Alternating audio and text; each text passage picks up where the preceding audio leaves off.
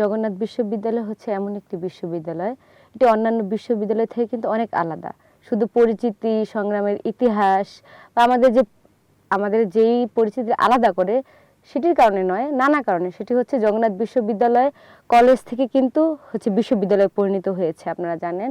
কিন্তু বিশ্ববিদ্যালয়ে যেই ফ্যাসিলিটিসগুলো দরকার সেগুলো কিন্তু জগন্নাথ বিশ্ববিদ্যালয়ে নেই। এবং একজন শিক্ষার্থী যে পড়াশোনা করবে লাইব্রেরিতে, তার জন্য একটা সিটও বরাদ্দ নাই।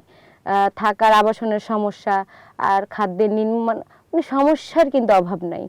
তো আমার ইচ্ছা, মানে একজন শিক্ষার্থী যে পড়াশোনা করতে চায়, পড়াশোনার জন্য বিশ্ববিদ্যালয়ে এসেছে, সে যাতে নিরাপদ বোধ করে এবং পড়াশোনা করার জন্য যে সার্বিক পরিস্থিতি গড়ে তোলা দরকার, এবং তার জন্য এখন একদিনে কিন্তু পুরো পরিস্থিতি পরিবর্তন করা সম্ভব নয়।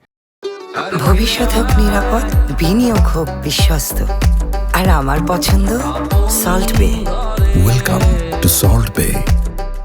আমি চেষ্টা করব এই পরিস্থিতিগুলো শিথিল করতে এবং শিক্ষার্থীদের যে সমস্যাগুলো আছে, ছোট ছোট সমস্যাগুলো সমাধান করে করে যাতে বড় সমস্যা সমাধান করে শিক্ষার্থীদের পড়ার পরিবেশ আরো নিরাপদ আর সুন্দর করতে পারি, এটাই বর্তমানের আমার আকাঙ্ক্ষা।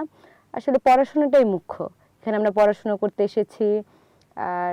আর যেটা চাইবো সেটা হচ্ছে একটা সুস্থ পরিবেশ, যে পরিবেশে কেউ অনিরাপদ থাকবে না, কাউকে তার যে বাক স্বাধীনতা হোক, রাজনৈতিক আলাপ হোক, আদর্শ হোক, সেটা অবশ্যই যারা ফ্যাসিস্ট তারা বাদে, এবং যারা কিনা গণহত্যাকারী তাদের জন্য কিন্তু এই আলাপ না, তাদের জন্য আলাদা আলাপ। তারা যেটা ডিজার্ভ করে, ইনসাফ। ইনসাফ মানে এই না যে আপনি কাউকে ছেড়ে দিচ্ছেন, যে যেটা ডিজার্ভ করে তাকে সেটা দিতে হবে। কিন্তু এর বাইরে যারা আমরা শিক্ষার্থীরা আছি, তাদের জন্য একটা সুন্দর পরিবেশ যেখানে সে তার বাক স্বাধীনতা নিয়ে চলতে পারবে, অনিরাপদ বোধ করবে না।